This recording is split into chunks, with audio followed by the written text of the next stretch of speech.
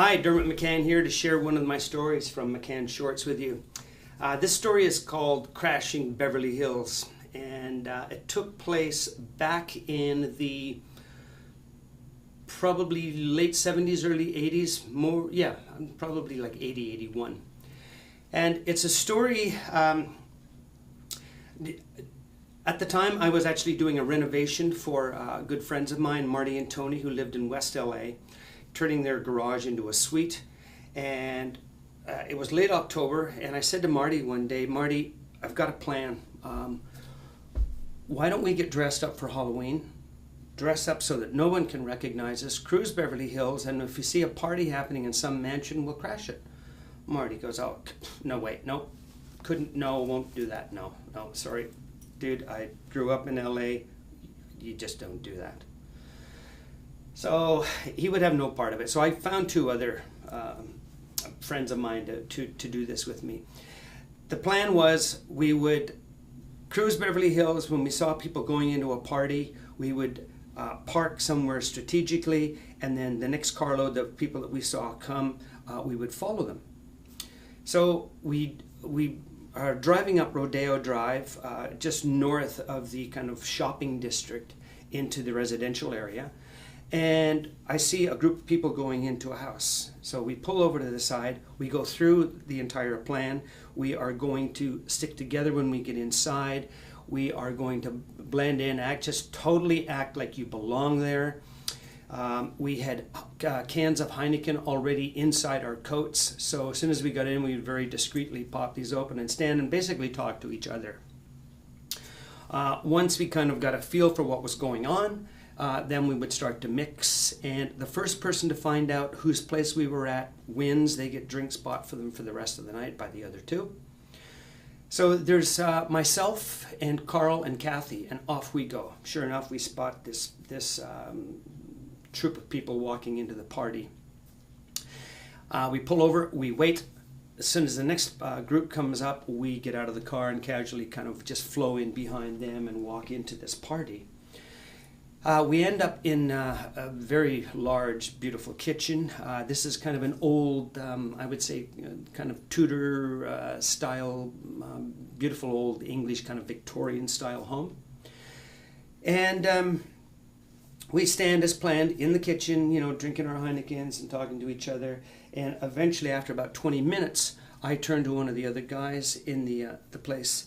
And I said, dude, I came with a couple of other friends. Whose place is this? And he says, Tim's. And I said, Tim? He said, yeah, Tim Kelly. He says his parents are in Palm Springs for a couple of days on vacation, so he's house sitting. So he decided to just throw a party here. I said, where is Tim? He says, he's in the living room. And I said, what did he dress up as? I'm dying to know who the host of the party was. He says, oh, he's wearing one of his dad's fedoras, and I think he's got one of his suits on or something like that. You'll know him when you walk in the living room. He's pretty much holding court in there. So I immediately make a beeline for the living room, and the living room is gorgeous. 12-foot ceilings, beautiful artwork on the walls, very, very, very gracious antique furniture. Everything is just pristine.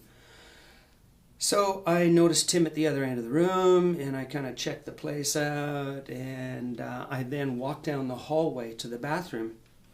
And as I'm standing there getting rid of my first Heineken, I notice on the wall is a psychedelic poster by Peter Max.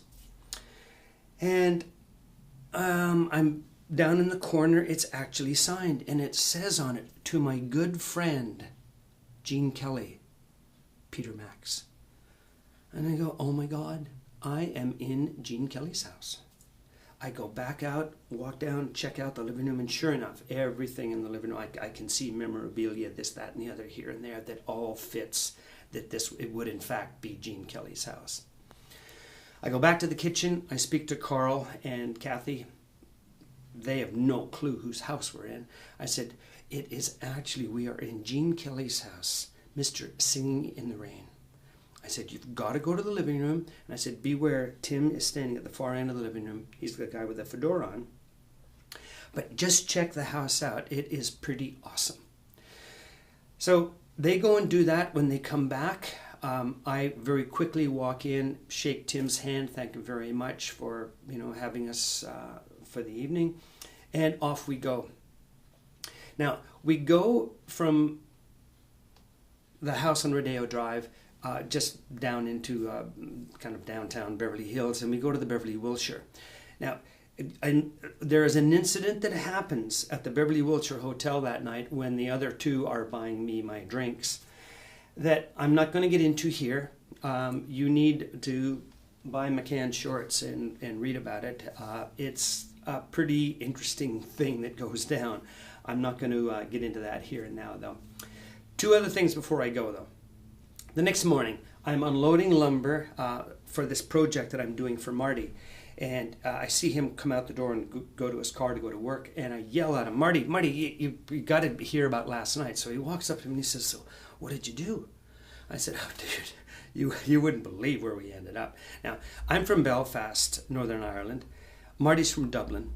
So I knew as soon as he heard that I was in Gene Kelly's house, he'd go crazy. So I said, we ended up in Gene Kelly's house. He goes, oh, you did not. I said, we did. Gene and his wife were in Palm Springs on vacation. His son Tim threw a Halloween party. Most of the people there were in their late 20s. And I said, we just kind of cruised in and had a great time, and actually ended up going after that down to the Beverly Wilshire. But I'll tell you about that later. So Marty just shakes his head and walks on up the driveway. So great time. One last very sad note about Gene Kelly's house. 725 Rodeo Drive. A couple of years after we were there for that party, the house burned to the ground. And sadly, I don't think anyone was hurt, but sadly, I'm pretty sure the entire house and all of its contents were lost.